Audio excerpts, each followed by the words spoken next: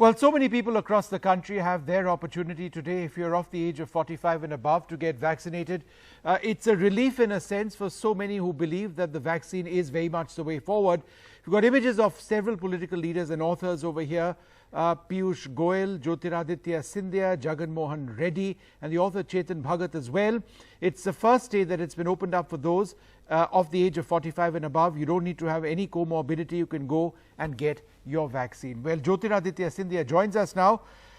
Thanks very much for being with us. Are you relieved that you've actually got the jab today? It's been a wait. Are you relieved that you finally got it?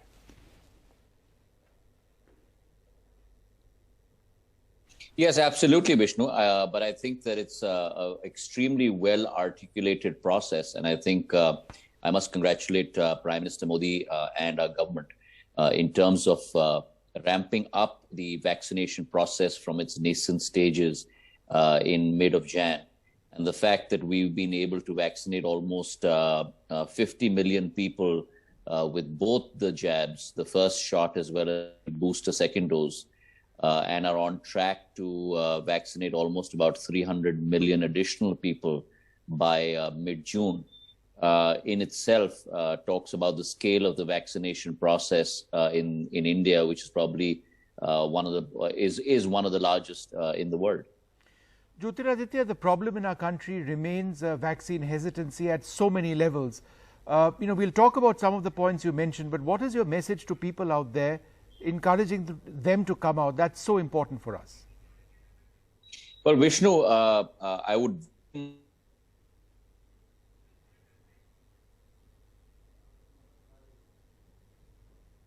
please understand, and I mean this fervently as a plea. I've been one of those who has been exposed to COVID. It's a dreadful disease. It has no correlation whatsoever with your physical and mental health. It's basically a Russian roulette, and not even the doctors can determine how dreadful the disease can be in your particular case. And therefore, getting vaccinated is not only something that is advisable, I would say it's mandatory, because if nothing else, the vaccine at least ensures that the level of disease that you will experience will be much milder in form than if you do not take a vaccine. And therefore, I would urge everyone in India to go ahead and flock at the centers and make sure you get vaccinated. The advisory has also been issued that the space between the first shot and the booster shot should be extended to almost 6 to 8 weeks. And I think that's also a very welcome step, because it allows the immunity to multiply almost 1.5 to 2 times. And therefore, please go out, get your vaccine. It is your right. It's been a right which has been given to you by the government of India. And so please exercise that right. Of course, you can still get your second dose at 4 weeks. It's an advisory 6 to 8 weeks, not necessarily compulsory, but people just must get that second dose, which is so important.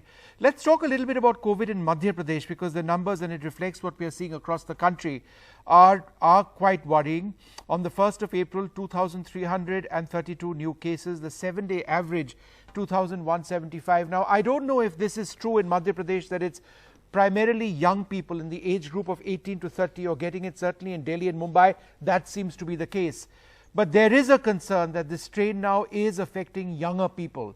Again, is it time for people to look at COVID more holistically, not believe that, look, I'm young, I'm not going to get it? Well, I think, first of all, the Madhya Pradesh government is putting its best foot forward, and we are still below our high of last year in terms of number of cases. But having said that, it's important not to let down your guard. Not to let down your guard, whether you're government or whether you're a private citizen. I think the very fact that within our country, a lot of us have stopped wearing masks, have stopped practicing social distancing, have stopped practicing using sanitizers. And a lot of it is also coming from fatigue of doing this for the past 1 year. But I think, in fact, the logic operates the other way, that if you've been lucky enough or safe enough not to have exposed yourself to this dreadful disease for the last 12 months, please don't do so when you're on the last leg prior to getting your vaccine. And therefore, we should make sure that it's not, the vaccine in itself is not the only panacea. Even after you get the vaccine, and this has been proven again and again, there is no surety that you will not get COVID. So therefore, even after you get the vaccine, you must practice social distancing, wearing your mask, using a sanitizer at all times. Until we stamp out this disease, we must remain on red alert and always at vigil. So for example, Vishnu, someone like me who already had COVID, and today I've had my first shot of the vaccine, but even in the interim period, I recovered from COVID in end of June. So for the last 8 or 9 months, I've been trying to practice all these regimes, wearing a mask, living in a social bubble, using the sanitizer, maintaining social distancing. Obviously, when one is on a campaign trail or one is out touring, it's very difficult to do all of that to a great degree, but you must try and do it as much as you can. So whether you're attending public meetings or otherwise, please make sure that you are protecting yourself. And in protecting yourself, please remember, you're also protecting others. So it's not only about us, sure, but it's also about what the harm we may do to people around us. And I think that's it's important to be socially responsible as a citizen as well. But that's the problem. See, and you hit the nail on the head. How are our political leaders being responsible in this busy election season? How are people attending, let's say, the Kumbh Mela, one of the largest public gatherings on earth, if not the largest public gathering on earth, where there is no social distancing? You know, people don't wear masks. They don't care. Well, the fact is, Vishnu, I mean, it's something that really perturbs me and really worries me. So I'm not going to take one example or the other, like the ones you have stated. But if you actually drive across India today, or you travel across India today,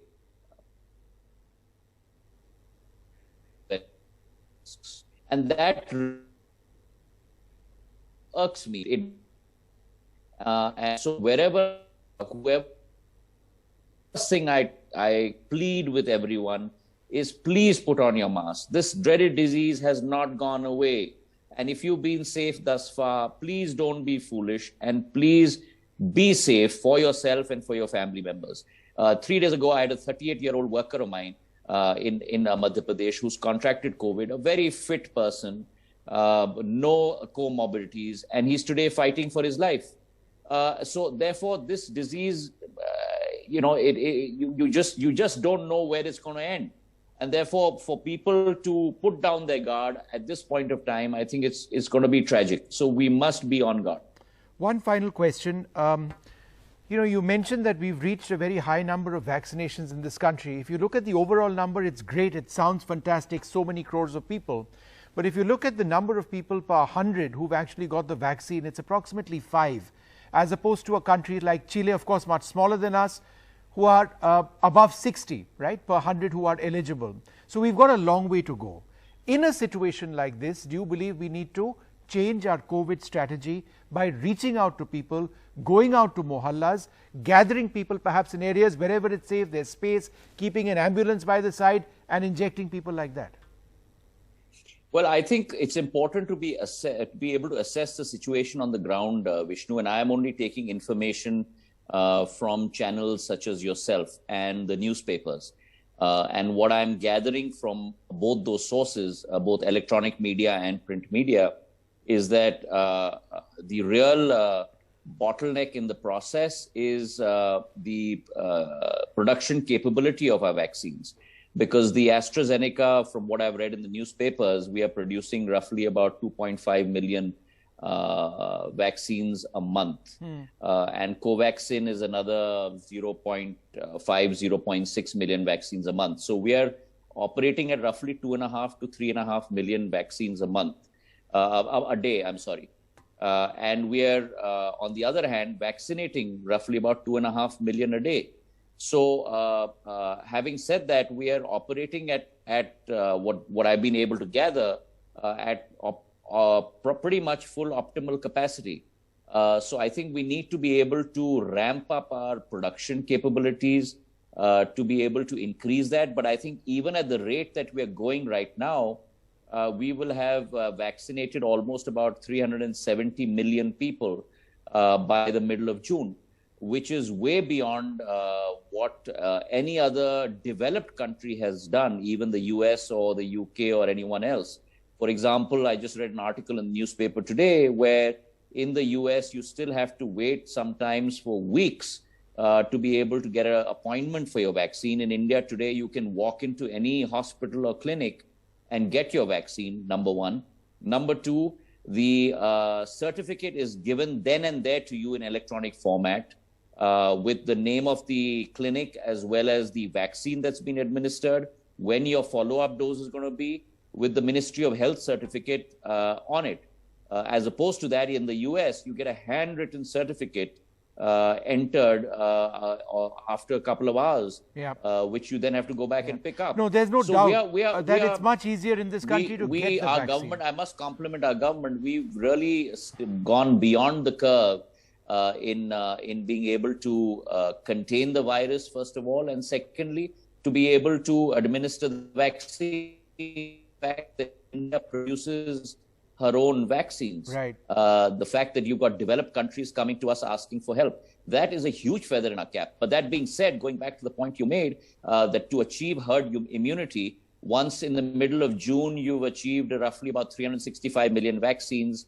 And let's say in the cities, roughly about 20-25% of the population, as Gagandeep Narang, our expert, has said, have been exposed to the virus, then you're coming close to herd immunity. But I think we've got to be able to sit back once we've been able to achieve those targets. And I think we're on track to be able to achieve those targets. Well, let's see if that is the case. The larger the number, the better it is. But given the strain, the entire issue of efficacy of the existing vaccines to these strains, the new ones which are there, that's a question mark. But everybody has to get the vaccine irrespective, because antibodies will be developed. It's been great speaking to you. Great to see you. You know, you're far better than what you were when you were unwell. And it's important that you're spreading this message. Thank you so much, Jyotiraditya Scindia. Thank you so much for having me, Vishnu, and stay safe.